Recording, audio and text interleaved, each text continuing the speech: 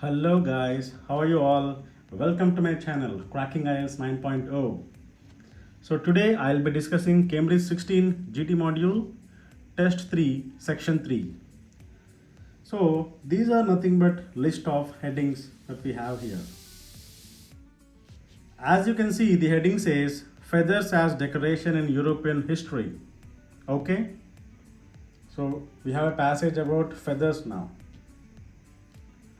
So as the first one is matching, let's read the passage one by one and try to read the passage one by one like A, B and C, and we'll try to match the headings, okay?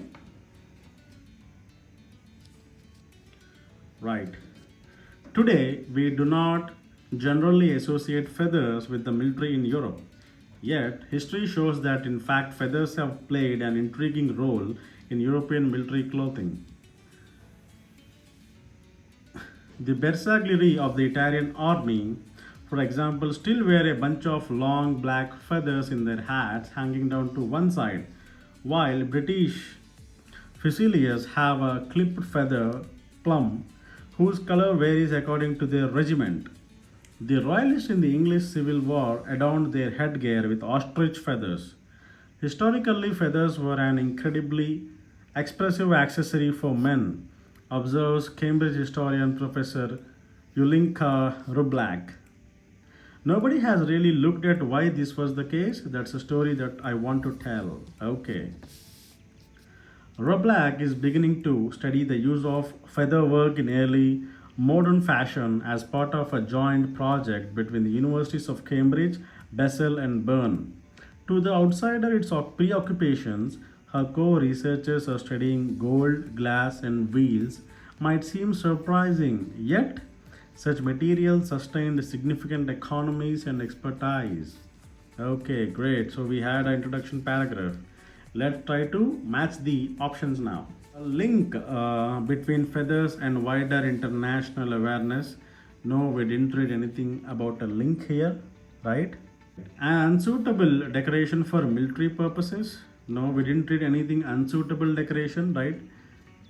Next, a significant rise in the popularity of feathers. No, we didn't read anything about increase in the popularity of feathers. Next, growing disapproval of the trapping of birds for their feathers. No, we didn't read anything about that.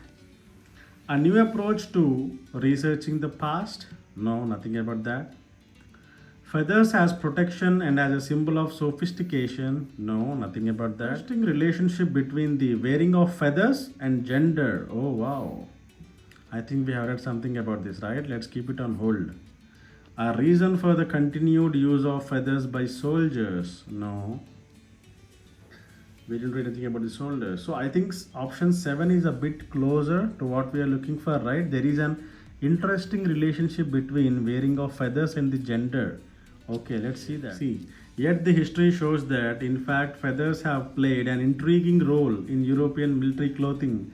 Intriguing means interesting, right? See, the Italian army, for example, wearing this. Okay, so British, they are using a feather plum whose color varies according to their regiment. So all these things, this is the gender, male gender, right? Like the Italian army, right? The Britishers and the royalists in the English Civil War adorned their headgear with ostrich feathers. Okay, so all these things, they indicate that there is a very good relationship between wearing of feathers and the gender. What is the gender here? Male gender, of course. It is here he is talking about army, right? Italian army, Britishers, okay, and the royalists in the Civil War. He is talking about this, right? So A is clearly matching with the option 7, right? So A should be clearly 7. Okay, let's read the B paragraph then. Black has spotted that something unusual started to happen with feathers during the 16th century. In 1500, they were barely worn at all in the Europe. 100 years later, they had become an indispensable accessory. Indispensable means absolutely necessary accessory, okay? For the fashionable European man, okay? In prosperous trading centers, the citizens started wearing hats decked with feathers from cranes and swallows. Headgear was specially manufactured so that feathers could be inserted more easily Wow. By 1573, Platon's Flemish French dictionary was even obliged to offer words to describe people who choose not to wear them, recommending terms such as the featherless or unfeathered. Okay. Feather working became a big business. Wow. From Prague and Nuremberg to Paris and Madrid, people started to make a living from decorating feathers for clothing. Impressive works went into dyeing them. Okay. In 1548, recipe recommends using ashes, lead monoxide, and river water to create a very beautiful black, for example. Okay, great. First one, a link between feathers and the wider international awareness? No. An unsuitable decoration for military purposes? No, we didn't read like unsuitable decoration. Next, a significant rise in the popularity of feathers. Oh, yes. We have read something about the rise in popularity. Yes, I can remember. Sentence. In 1500, they were barely worn at all in the Europe. Means 1500, we cannot see any feathers here. But 100 years later, in 1600, they had become an indispensable accessory for the fashionable European man. It means it within 100 years their popularity has grown like hell. Okay, so there is a significant rise in the popularity of feathers. So which one? 3 is clearly matching with B now, right? So B should be 3 clearly. This one is easy, guys, right? Let's move to the next paragraph. This happen will become clearer as Rublak's project develops. One crucial driver, however, was exploration. The discovery of new lands, especially in South America, compared with many of the other species that early European colonists encountered.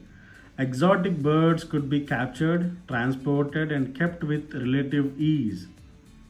Okay, so Europe experienced a sudden bird craze, and exotic birds became a relatively common sight in the continent's largest markets. Okay, great. The link with new territories and conquest, ruling elites wore feathers partly to express their power and reach.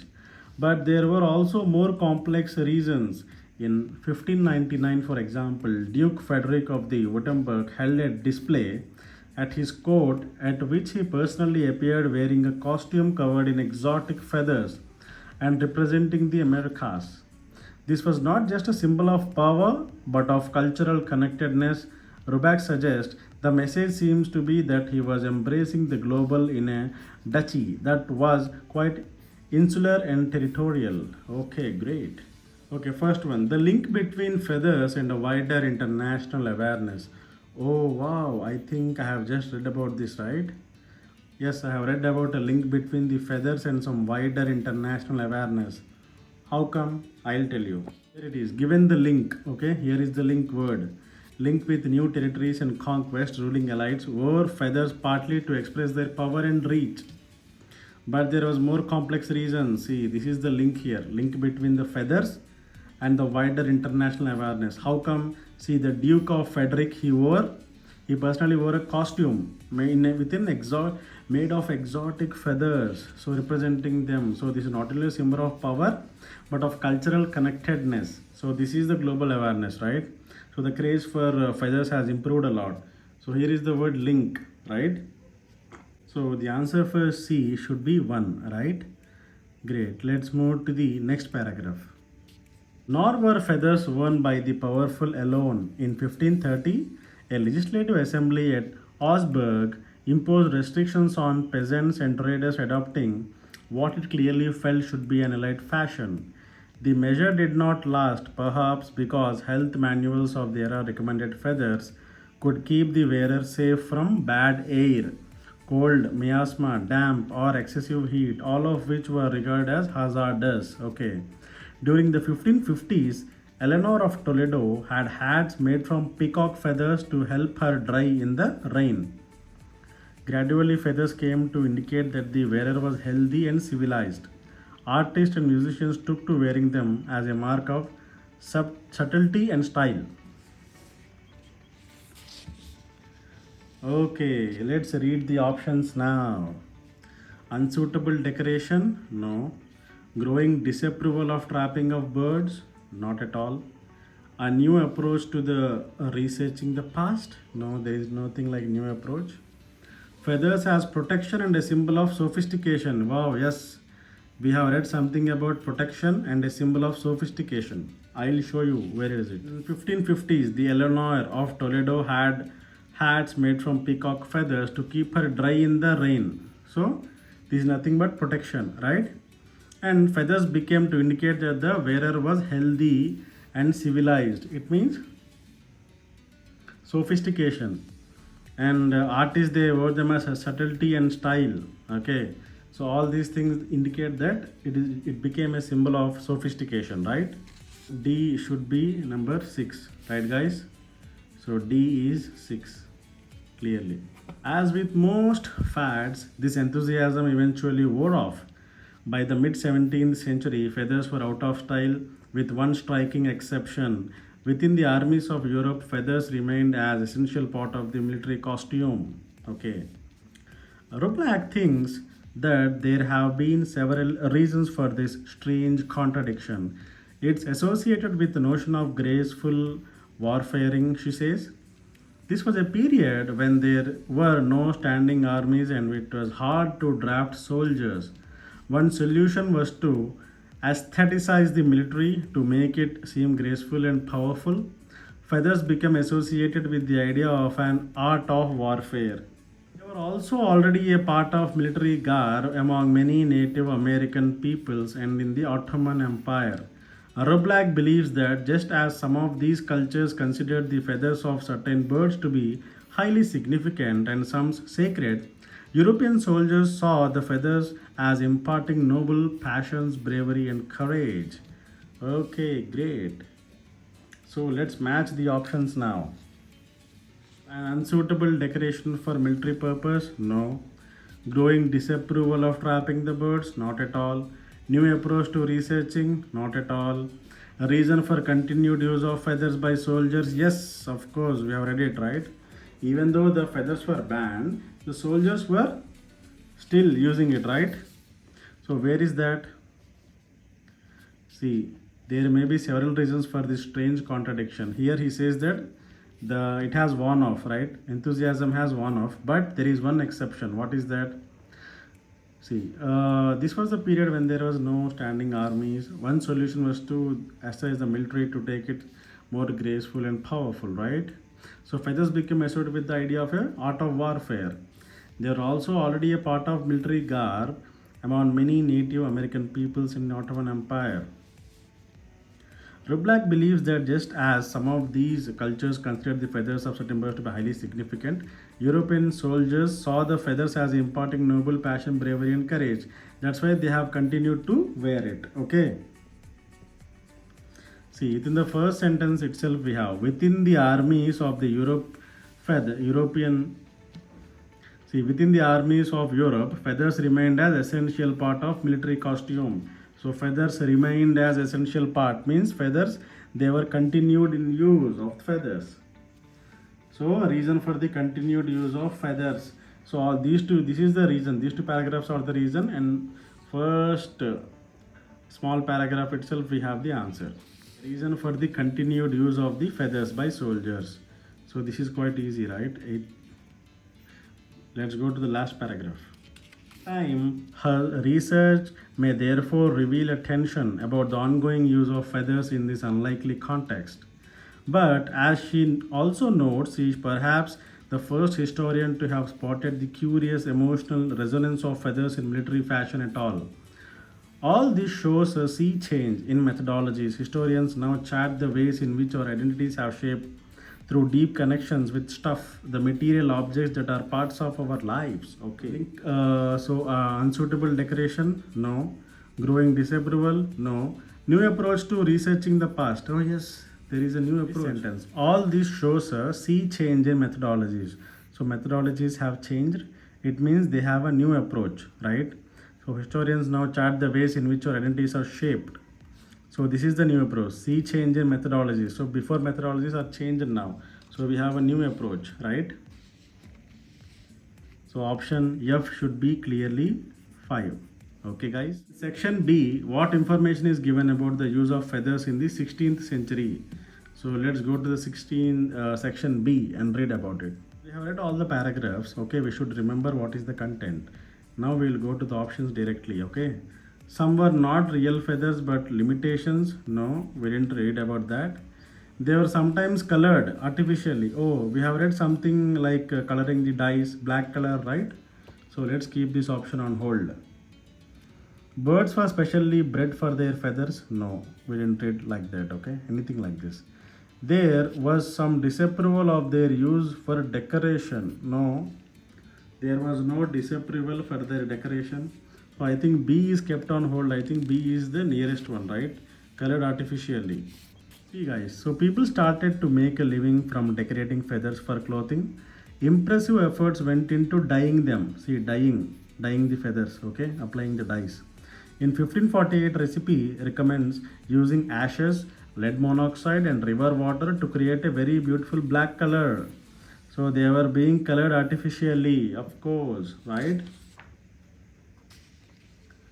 So 34 is clearly B, guys, okay? Rublack suggests the feather costume worn by Duke Frederick represented what? Okay. A lack of sensitivity to American traditions. No, there is no lack of sensitivity. There is respect for the American tradition. So this is completely opposite. Next, a rejection of the beliefs held by those around him. No, he didn't talk about rejecting any beliefs, right? So a positive attitude towards the culture of the Americans. Oh yes, he respected the Americans and their culture. She is the closest one now. A wish to follow a fashion of the time. No, this is not like following a fashion. I'll show you. Duke Frederick, he wore a costume and representing the Americas. Okay, this was not just a symbol of power, but of cultural connectedness. Okay, culturally connectedness. Positive attitude towards the culture of the Americans. Yes, 35 is C clearly. Okay. Next one. According to Rublack, one reason why feathers served in European military costume was because dash. Birds were seen as having religious significance. No, we didn't read anything about the religious significances, right? Next, feathers suggested certain qualities about military activities. Yes, we have read something about like warfare, something like that, right? The power of feathers was feared by other cultures, not at all. Same soldiers, okay, soldiers came to associate particular birds with warlike qualities. No, see, it's associated with the notion of graceful warfaring, she says. This was a period when there was no standing armies and it was hard to draft the soldiers. One solution was to aestheticize the military to make it seem graceful and powerful. Feathers became associated with the idea of art of a warfare. Were suggesting certain qualities about the military, right? They were also ready as a part of military grab among the many Native American people in Ottoman Empire. So believes that some of those cultures consider feathers of certain birds to be highly significant and some sacred as well. Okay. So European soldiers saw the feathers as imparting noble passions, bravery and courage. So what is the answer, guys? Feathers suggested certain qualities about the military activities. B. 36 should be clearly B now. Okay. Hats decorated with long black feathers. Okay. What about the hats decorated with long black feathers? Where is it mentioned? Let's read. Okay, here we have these long black feathers, right? The Bersaglieri of the Italian army still wear a bunch of long black feathers in their hats hanging down to one side, while British have a clipped feather. Who's this? Okay, so what is the meaning? It means yet history shows that in fact feathers have played an intriguing role in the European military. Okay, today we do not generally associate feathers with the military in Europe, yet history shows that in fact feathers have played an intriguing role in European military clothing. The answer, guys. So we have this keyword long black feathers, right? So hats decorated with long black feathers. What does it mean? They are still worn today by some soldiers. Okay, yes, C is the right answer we have. So 37 should be C clearly, right, guys? Next, feathers from cranes and swallows. Yes, we have read something about cranes and swallows. In prosperous trading centers, the citizens started wearing hats bedecked with flowers from cranes and swallows. Okay, headgear was specially manufactured for these, right? So, what is the exact answer? See, citizens means dwellers, right? In prosperous trading sentence means urban dwellers, 16th century. Of course, we are talking about 16th century here. They were very popular, okay? Citizens started wearing hats, bedecked means they become very popular, right? So, what is the right option? They became popular decorations for urban dwellers in the 16th century. Okay, great guys. Right, so the answer for 38 should be G, okay? Next, feathers from exotic birds. Okay, he's talking about exotic birds. See here, compared with many of other species that early European colonists encountered, exotic birds could be captured, transported, and kept with relative ease. Europe experienced a sudden bird craze as exotic birds became a relatively common sight in the largest markets. So, what is the right answer? See, from these exotic birds, see, people like this Duke Frederick, he started wearing a costume covered with the exotic feathers. See, this Duke, he started wearing a costume with the exotic feathers representing the Americas. So, what is the answer? Feathers from exotic birds. What does it happen? See, were used to create a outfit worn by a person of high status. This is the Duke, okay? So E is the right answer, okay? So this should be E clearly, okay guys? Now last one, peacock feathers. Okay, what did we read about peacock? Owner of Toledo had hats made from peacock feathers to keep her dry in the air, okay? So gradually feathers came to indicate that this. So keep her dry in the rain means of to protect her from the bad weather, right? So peacock feathers were used as a protection from bad weather. So B is the right answer, guys. Okay. Yes. So we have got all the answers correctly, right? So yes. So this is the end of today's video, guys. Please do not forget to like, share and subscribe my video. These videos are extremely helpful for people who want to crack the IELTS test. So until next time, goodbye. Have a great day.